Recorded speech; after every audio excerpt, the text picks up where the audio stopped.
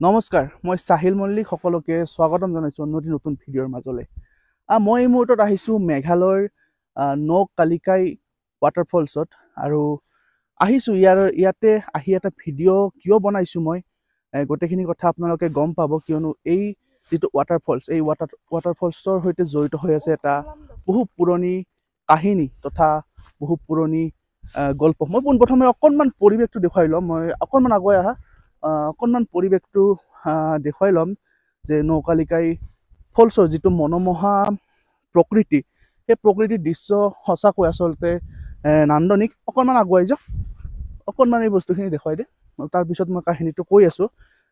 আৰু মই ভিডিঅ'টোৰ আৰম্ভণি কৰাৰ পূৰ্বে এখন বৰ্ড এখন মই বিচাৰি আছিলোঁ মেঘালয় চৰকাৰৰ ফালৰ পৰা। ইয়াতে এখন বৰ্ড তেওঁলোকে আঁৰা আছিল যে মই যদি সম্ভৱ হয় বৰ্ডখনে ভিডিঅ'ত স্ক্ৰীণত দি দিম। মই বৰ্ডখন, এই বৰ্ডখনত গোটেই কথাখিনি সুন্দৰকৈ লিখা আছিল। মই এতিয়া কাহিনীটো কৈ দিওঁ যে এনেকুৱা কথা যে ইয়াৰে ওচৰৰে এখন গাঁৱৰে লিকাই নামৰ এগৰাকী মহিলা আছিল, আৰু এই লিকাই নামৰ মহিলাগৰাকীৰ এবাৰ বিয়া হৈছিল, তেওঁৰ এটা সন্তান এটা আছিল, আৰু তাৰপিছতেই গিৰিয়েকৰ সৈতে কিবা কিবি কাজিয়া লাগি সেই বিবাহ বিচ্ছেদ হয়। তাৰপিছত আন এগৰাকী ইয়াৰে স্থানীয় ব্যক্তিৰ সৈতে তেওঁ আকৌ বিবাহত আবদ্ধ হয়। গোটেইখিনি ঠিকে চলি আছিল। তাৰপিছত কথা হৈছে কি, সেই যি নতুনকৈ যি বিবাহত আবদ্ধ হোৱা ব্যক্তিগৰাকীৰ সৈতে তেখেতৰ চব ঠিকে চলি আছিল। তাৰপিছত লাহে লাহে তেওঁলোকৰ মাজত কিছু অমিল দেখা দিছিল, দ্বিমত দেখা দিছিল। আৰু তাৰপিছত এদিন লিকাই বাহিৰত কাম কৰিবলৈ গৈছিল। কাম কৰি আহি সন্ধিয়াৰ সময় বা ঠিক ৰাতিৰ সময় চাগে, গোটেইখিনি কথা আপোনালোকে ভালকৈ, মই জাষ্ট আপোনালোকক কাহিনীটোৰ জাষ্ট কৈয়ে দিছোঁ। আপোনালোকে গোটেইখিনি তথ্য গুগলত চাৰ্চ কৰি ভালদৰে চাব পাৰিব। হয়তো বহুতে নাজানে চেৰাপুঞ্জী বা মেঘালয়ৰ এই যিটো নৌকালিকাই ৱাটাৰফলছ আছে, সেই ৱাটাৰফলছত বহুতে আহে যদিও বহুতে কিন্তু কথাখিনি নাজানে যে ইয়াৰ যিটো কি কাহিনী আছে। কাহিনীটো মই আপোনালোকক জাষ্ট ক'ব বিচাৰিছোঁ। তাৰপিছত এই যিটো কালিকাইৰ যি লিকাইৰ যি বিবাহত আবদ্ধ হ'ল, দ্বিতীয় বিবাহত আবদ্ধ হ'ল যিগৰাকী ব্যক্তিৰ সৈতে, তেখেতৰ সৈতে লাহে লাহে কিছু অমিলৰ সৃষ্টি হ'ল বা দ্বিমতৰ সৃষ্টি হ'ল। তাৰপিছত এদিন লিকাই বাহিৰত কাম কৰিব গৈছিল। আহি দেখে যে তেওঁৰ লিকাইৰ গিৰিয়েকে ভাত তৰকাৰী গোটেইখিনি বনাই ৰেডি কৰি থৈছে, আৰু সেইদিনাখনে তেওঁ বনাইছিল লিকাইৰ কাৰণে নন ভেজ। গোটেইখিনি আহি লিকাইক ভাত খাব দিলে, ভাত ধুনীয়াকৈ খালে। খোৱাৰ পিছত নন ভেজ বনাইছিল। তাৰপিছত যেতিয়া এই ছোৱালীজনীক লিকাই খুব মৰম কৰিছিল, যে ছোৱালীজনীৰ খবৰ লোৱাতে ছোৱালীজনী নাই।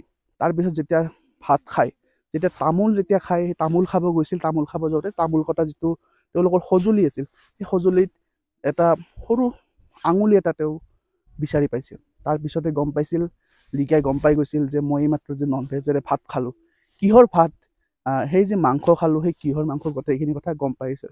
তাৰপিছতেই লিকাই অস্বস্তিকৰ পৰিৱেশৰ সৃষ্টি হৈ গ'ল। তাই জোৰে জোৰে চিঞৰিব আৰম্ভ কৰিলে।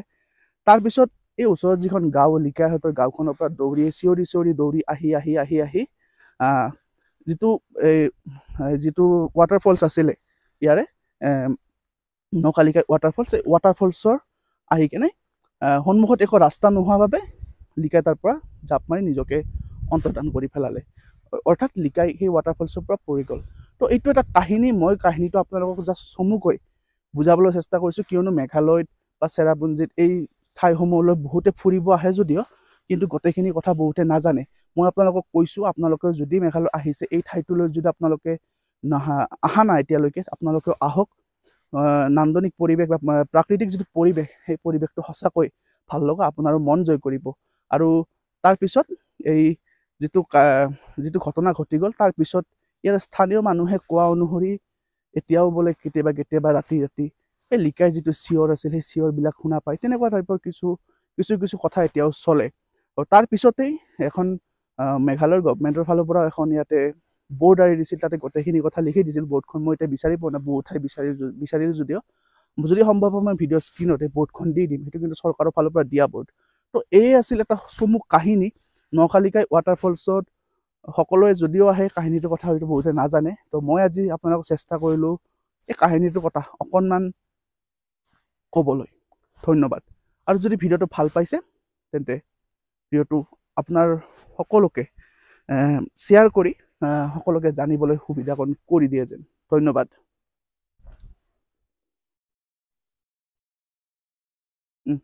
মই ইতিমধ্যে যিটো কাহিনী আপোনালোকক ক'লোঁ, নকালিখাই ৱাটাৰফলছৰ যিটো কাহিনী মই ক'লোঁ, সেই গোটেইখিনি কথা মই আপোনালোকক এই যিটো নকালিখাই ৱাটাৰফলছ আছে, সেই ৱাটাৰফলছৰ মেইন স্পটটো আপোনালোকক অকণমান দেখুৱাই দিব বিচাৰিছোঁ। অকণমান আগুৱাই আহাচোন। অকণমান মই দেখুৱাই দিব বিচাৰিছোঁ। এই যিটো ৱাটাৰফলছ, সেই ৱাটাৰফলছটো সেই কাহিনীটোৰ পৰাই বহুখিনি পপুলাৰিটি পাইছে বা তেনেকুৱা আৰু এটা আছে। তো এই যিটো ৱাটাৰফলছটো অকণমান দেখুৱাই দিয়ে। এই যিটো ৱাটাৰফলছ কাহিনীটো অনুযায়ী আৰু এই যি ওচৰৰ গাঁওখনতে যিটো লিকাই নামৰ যিগৰাকী মহিলা আছিল, তেনেকুৱা ঘটনাটো যেতিয়া গম পালে যে তেওঁ মাংস খালে, কিহৰ মাংস খালে, তেনেকুৱা ধৰণৰ কথাখিনি গম পাই তেওঁ কেৱল চিঞৰি থাকিল। চিঞৰি দৌৰি আহি এই যেতিয়া ৱাটাৰফলছৰ একদম শেষৰ ভাগ পাইছে, তেতিয়া আগৰ মানে ৰাস্তা নোহোৱা হৈছে, একো নাই, তেতিয়া চিঞৰি এই কাহিনীটো অনুযায়ী ইয়াতে তাই নিজকে জাপ দি নিজকে শেষ কৰি পেলালে।